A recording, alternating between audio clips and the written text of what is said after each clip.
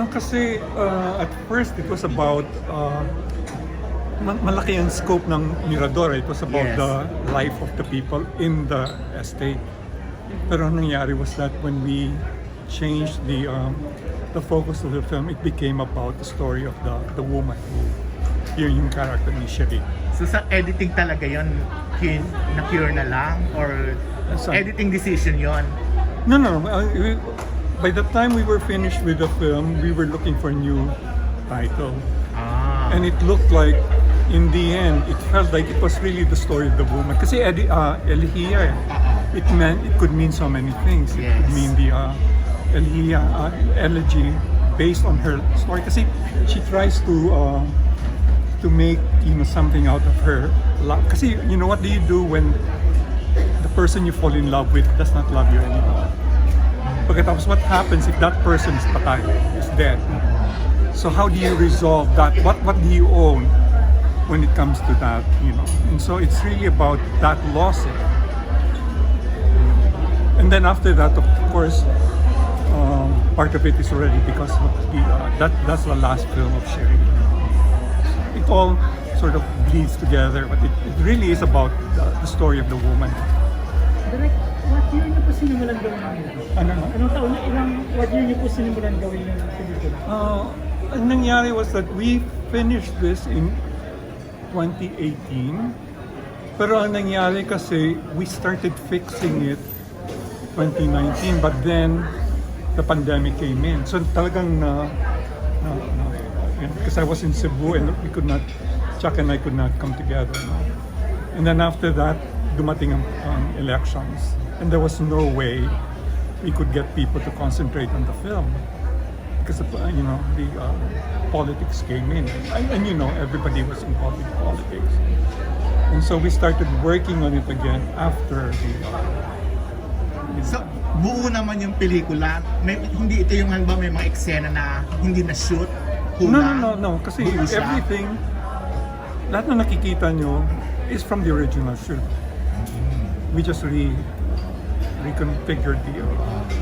Kasi it's now more about her life. Kasi before it was about the social critique of the people who lived in the estate. Pero we realized that it was better to concentrate on her story. So parang ino-honor na rin dito, so tribute na rin ito kay Cherie?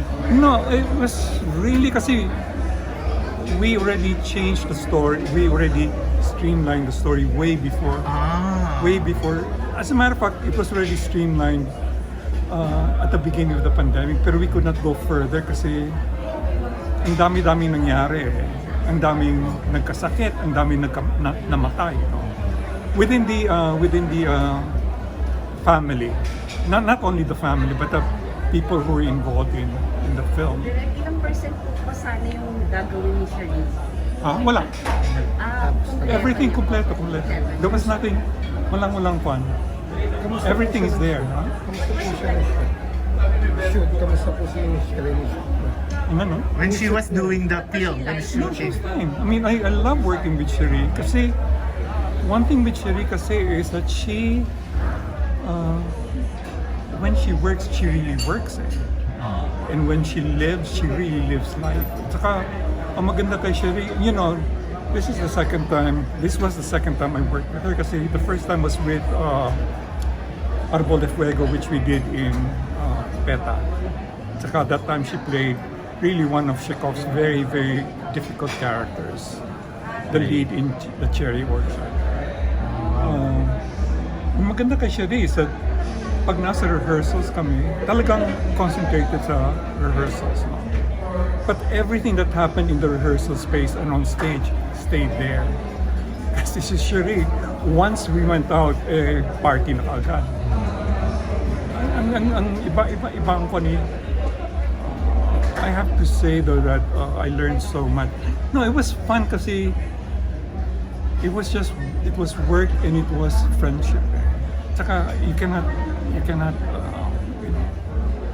ask for more. So parang pareho lang yung experience mo sa kanya sa stage and doing the film. Pareho lang. Kasi si Cherie, one thing with her is that she was never prima donna. Hindi siya prima donna. At least not in the two productions I did. She was always, I mean, you know, Mirador, Elehiya was very much, you know, indie film. So alam niyo na kung ano ang, you know, what the requirements of indie film. Pero si Cherie was nothing. It did not affect her. Ano raw ang nagustuhan niya para gawin ngayon isang ganitong indie film? Ano? What did she like in the project? I don't know, but she's, you know, kasi after we did, ano pa nga ito, Arbol de Fuego, I offered her this role. You know, sabi niya, oh sige, gawin natin. Ganun lang. Ganun lang. You know, and then we kept, at that time, we kept fixing it kasi, as I said, you know, it was a very big social critique on the life. Kasi we wanted to include the island, we wanted to include, you know, the different lives of the people, you know, but then we found out that, you know, we had to really concentrate on one person, and that was the character.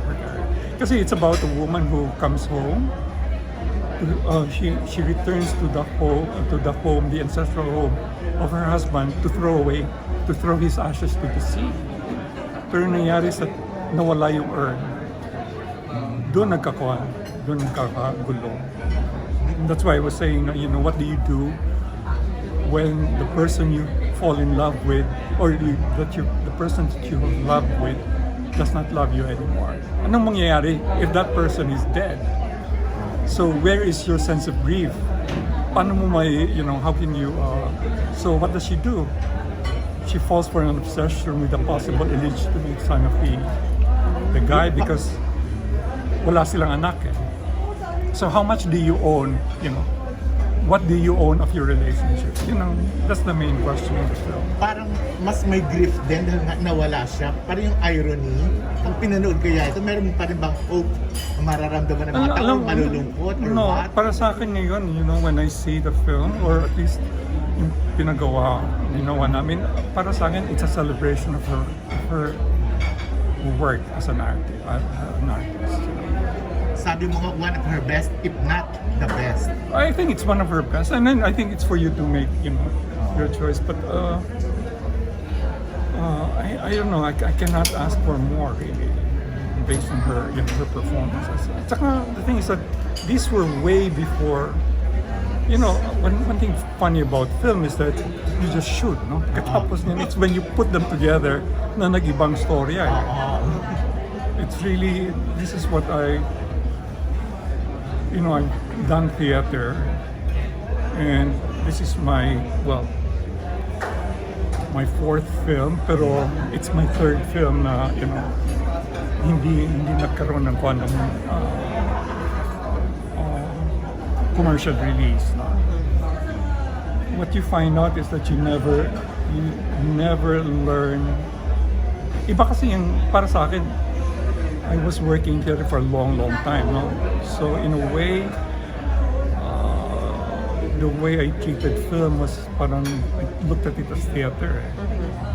And with you start to really realize na iba ang theater. Tsaka it's very difficult to contextualize that kasi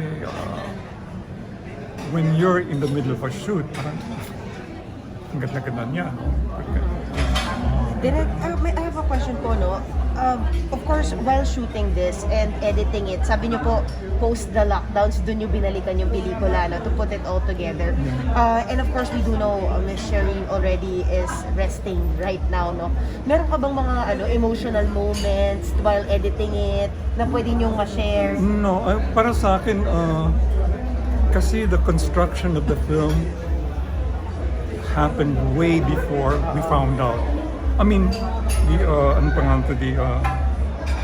shift already happened before we found out that something was wrong. So, it was already, parang alam na namin na itong mangyayari. But it took forever kasi, alam mo,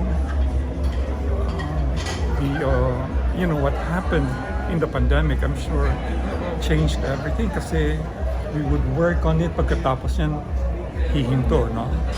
And then it takes a while to get back into into the The mode. Yeah. That, The move kasi mangyari niyan parang you thought about ito nangyari because you forget about what happened eh. So to get back into it, it took a long time. what do you want the audience to really savor when they watch Cherie in this?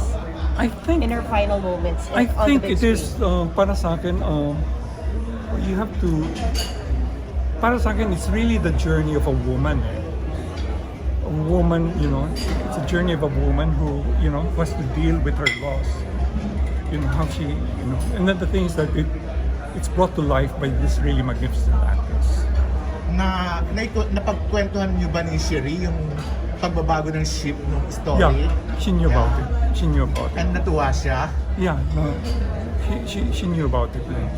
Did she say anything regarding that? Of course, this is the last project of her on the big screen. No, May but the thing is, we pag- never talked about it as the last project. Oh, okay. Kasi I refused to Say it. say it. As a matter of fact, my last, I really remember kasi I was in Europe at that time, the last time I wrote her. And, at that time I was in Venice. And I knew that she lived in Venice for a while kasi that's where she brought up her family. And ang maganda kay Cherie kasi sabi ko, Cherie, nandito ako sa Venice, tingnan mo ito. And then I showed her parts of Venice na talagang yung, ordinary life. Tapos, and then I could see na nagustuhan niya kasi, it's not the Venice that you associate with, it's not the Venice that you associate with tourists. It's yung mga small town, yung small life in Venice na nakikita mo yung mga yung mga nagbubukas yung mga tindahan. Walang, yung nakikita mo yung mga nakasampay na mga damit. Katapos ang sabi niya, Loy, sama ako. And I knew that when she said that, I knew exactly what she was talking about kasi she had a way of really enjoying life. Yun ang, alam mo, naiingit ako sa kanya. Kasi she understood, para sa akin, she understood how to enjoy it. And that was what I could never let go. And I think the most interesting thing is that I know she has many different compartments. I'm just one of those, and I'm sure there are many. She would have memories of you. She would have memories of you. Very, very, very, very clear. And so well, I don't know. Maybe that happens to everybody, but obviously, iba yung relationship. May sadness ka ba na hindi na nga kayo nagkasama sa Venice? Alam mo, I don't believe in sadness. Kasi sadness means may nawala eh. Para sa akin, hindi yan, I think I would rather cherish friendship. And in the same way that, dalawa namatay sa amin. Actually, tatlo eh. 3 cast members. But Dado Jose was like 1 minute in the film, but he passed on like way before the pandemic. Hindi pa, we just finished pagkatapos si Miguel passed on last year, earlier this year. So what do you do when these people move on? I don't know, I don't believe in sadness. Okay, thank you, Direk.